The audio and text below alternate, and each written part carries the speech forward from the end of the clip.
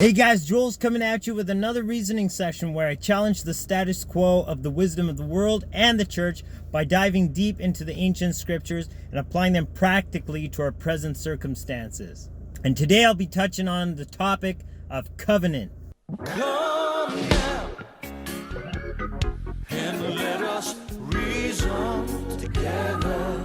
Come now, we can talk it over. But before I begin, I just gotta say, if you like these videos, give it a thumbs up and hit subscribe for more like content. It definitely helps the algorithm spread the message, and hey, let's see if we can break 1,000 subscribers. But with that out of the way, I'm just gonna jump right into the topic of covenant.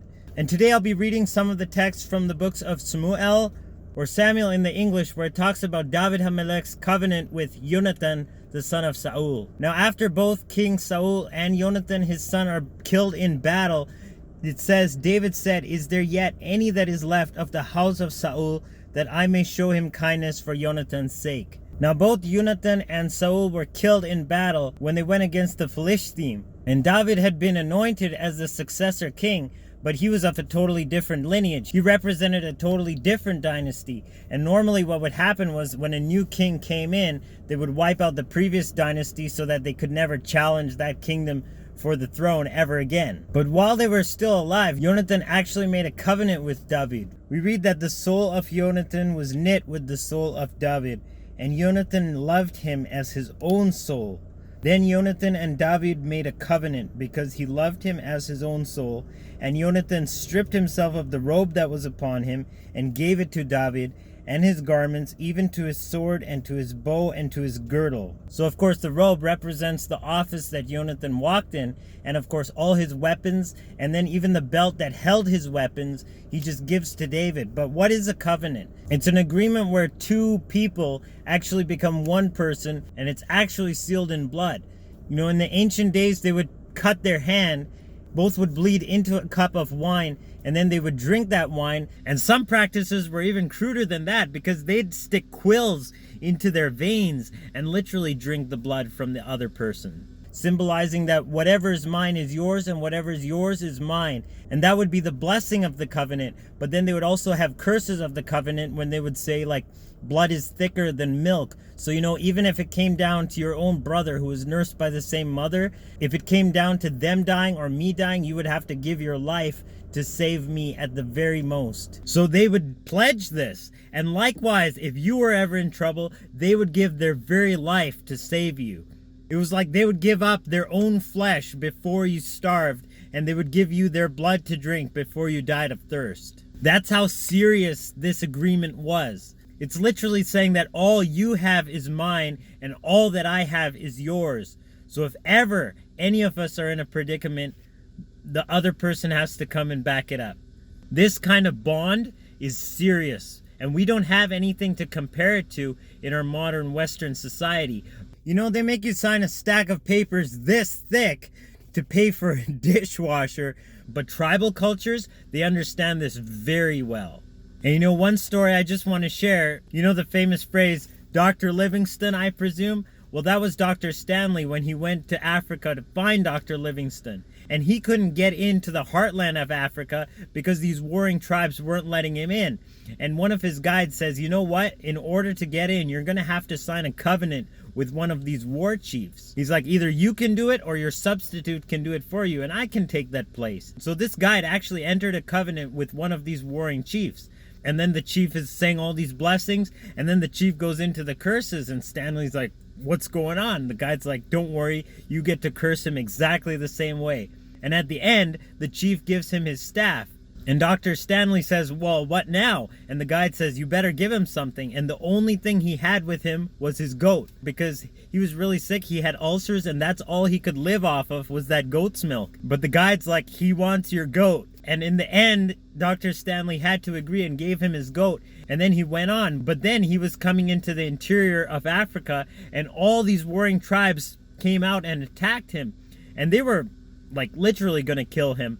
But then they saw the staff, and they all started talking amongst themselves, and immediately they bowed down before him, because that staff belonged to one of the most powerful warring tribe chiefs in Africa. And they knew that if they messed with him, they would be messing with that entire tribe. That's what a covenant really is. So we hear this term mentioned all the time throughout the scriptures, but in our modern Western society, we don't really understand it. But they did, because it goes on to say that Saul spoke to Jonathan his son and to all his servants that they should kill David. But Jonathan, Saul's son, delighted much in David, and Jonathan told David, saying, Saul my father seeks to kill you. Now therefore I pray you, take heed to yourself until the morning, and abide in a secret place, and hide yourself. And Jonathan spoke good of David unto Saul his father, and said unto him, Let not the king sin against his servant, against David, because he has not sinned against you, and his works have been toward you very good. For he did put his life in his hand, and slew the Philistine, and Yahweh wrought a great salvation for all Israel. You saw it, and did rejoice. Wherefore then will you sin against innocent blood, to slay David without a cause? And Saul hearkened unto the voice of Jonathan, and Saul sware, As Yahweh lives, he shall not be slain. But later we read that Saul wasn't really sincere in this word, because Saul's anger was kindled against Jonathan, and after he curses him, he says, For as long as the son of Yishai, who is David, lives upon the ground, you shall not be established, nor your kingdom. Wherefore now send and fetch him unto me, for he shall surely die. And Jonathan answered Saul his father, and said unto him, Wherefore shall he be slain? What has he done? And Saul cast a javelin at him to smite him, whereby Jonathan knew that it was determined of his father to slay David. So Jonathan really stood up for David, even though his own father wanted to kill him. But right before he was killed, Jonathan said to David, Fear not, for the hand of Saul my father shall not find you, and you shall be king over Israel, and I shall be next unto you, and that also Saul my father knows. And they two made a covenant before Yahweh, and David abode in the wood, and Jonathan went to his house. But unfortunately, Jonathan was killed in battle. But guess what? David still had this scar on his hand, and it vexed him because this promise had to be fulfilled. So after all this played out, David says, Is there any left of the house of Saul, that I may show him kindness for Jonathan's sake? So they find a servant of the house of Saul named Ziba, and David brings him to him and says, Is there not yet any of the house of Saul, that I may show the kindness, or chesed, the mercy of Elohim unto him? And Ziba said unto the king, Jonathan has a son, which is lame on his feet. And you can just imagine David hearing this message, like, Jonathan has a son, bring him to me. And the authorized version says he fetched him, so you know he was from Alabama. And Jonathan's son was named Mephibosheth, which we read earlier, was lame of his feet. He was 5 years old when the tidings came of Saul and Jonathan out of Jezreel, which is where they were killed. And his nurse took him up and fled, and it came to pass, as she made haste to flee, that he fell and became lame. So currently he's out there hiding in a place called Lo-Debar, which is actually like way out there in a place where they even hated the Israelites. You know, he was living out there way below Debar. Sorry, guys. But he's hiding out there for fear of his own life, because he's been told his whole life that if David finds him, he's going to kill him because he's of that lineage of Saul. But when Mephibosheth, the son of Jonathan, the son of Saul, was come unto David, he fell on his face and did reverence. And David said, Mephibosheth. And he answered, Behold your servant. And David said unto him, Fear not, for I will surely show you kindness for Jonathan your father's sake, and will restore you all the land of Saul your father, and you shall eat bread at my table continually. So we see that even here, where logic and reason would dictate that David had to annihilate the house of Saul and any remaining lineage left, he had that covenant with Jonathan, and that spoke louder than any of this other stuff. So Mephibosheth bowed himself and said, What is your servant, that you should look upon him such a dead dog as I am? Then the king called to Ziba, Saul's servant, and said unto him, I have given unto your master's son all that pertains to Saul and to all his house. You therefore and your sons and your servants shall till the land for him, and you shall bring in the fruits, that your master's son may have food to eat. As for Mephibosheth, said the king, he shall eat at my table as one of the king's sons. Because technically he was. So Mephibosheth dwelt in Jerusalem, for he did eat continually at the king's table, and was lame on both his feet. So we have to realize just what it means to actually have a covenant with the King of Kings. Because, you know, Mephibosheth, when he comes to the table, like David's men are mighty men of war. We have Adino, who was a man who killed 800 men with a spear at one time. At one time, you could just see him, right? Twirling that spear around. Like that scene from The Matrix, Burly Brawl comes to mind, where Neo just pulls that pole out of the ground and takes Smiths out ad infinitum.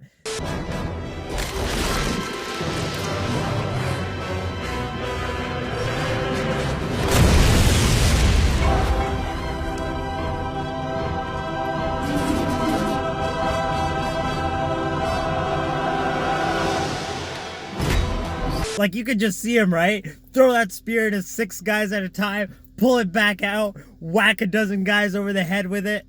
But seriously. And on top of that, you have the son of Dodo, who, even though he was exhausted, his hand held the sword and he just hacked and hacked at the Philistines in battle.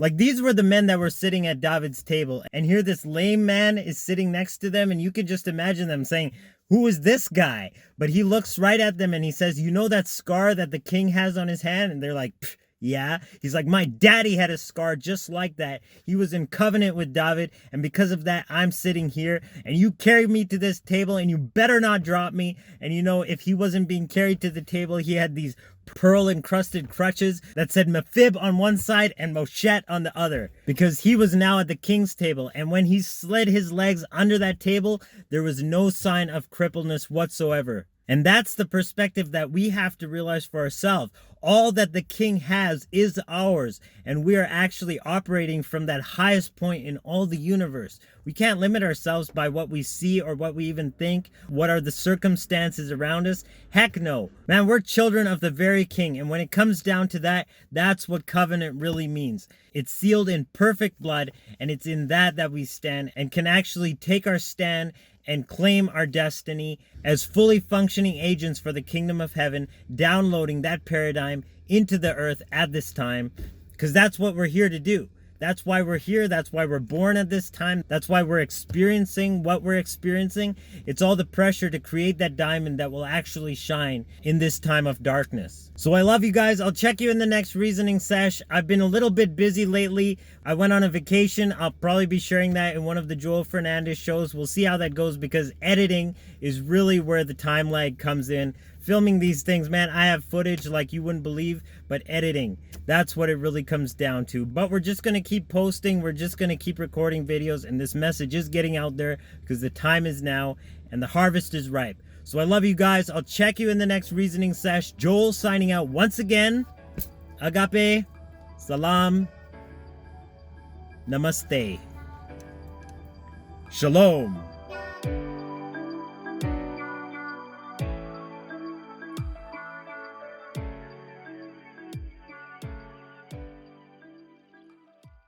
Definitely helps the algorithm.